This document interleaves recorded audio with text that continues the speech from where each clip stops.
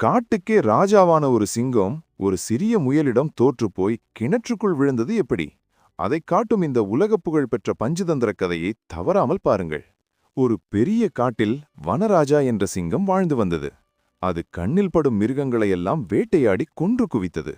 பயந்து போன விலங்குகள் அனைத்தும் ஒன்று கூடி சிங்கத்திடம், அரசே, நீங்கள் வேட்டையாட வேண்டாம், தினமும் ஒரு விலங்கு உங்கள் குகைக்கே உணவாக வந்துவிடும் என்று கூறி ஒப்பந்தம் செய்தன.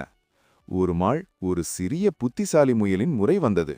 அது சிங்கத்தை கொல்ல ஒரு திட்டம் தீட்டியது. அதனால் சிங்கத்திடம் செல்லும்போது மிகவும் தாமதமாகச் சென்றது. பசியால் கோபத்தில் இருந்த சிங்கம், ஏன் இவ்வளவு தாமதம் என்று கர்ஜித்தது. அதற்கு முயல் பயந்தபடியே, அரசே, நான் வரும் வழியில் மற்றொரு சிங்கம் என்னை வழிமறித்தது. அதுதான் இந்த காட்டிற்கு ராஜா என்று சொல்லிக் கொள்கிறது. அதனிடமிருந்து தப்பித்து வரத்தான் தாமதமானது என்று பொய் சொன்னது. வனராஜா ஆவேசமடைந்தது.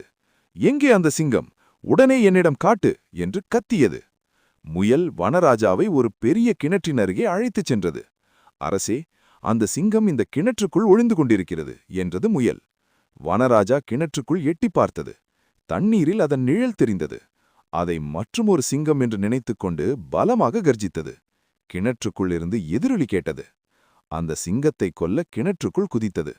நீச்சல் தெரியாத வனராஜா தண்ணீரில் மூழ்கி இறந்து போனது.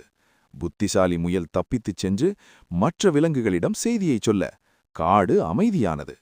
நீதி: புத்தி கூர்மை பலத்தை விட சிறந்தது.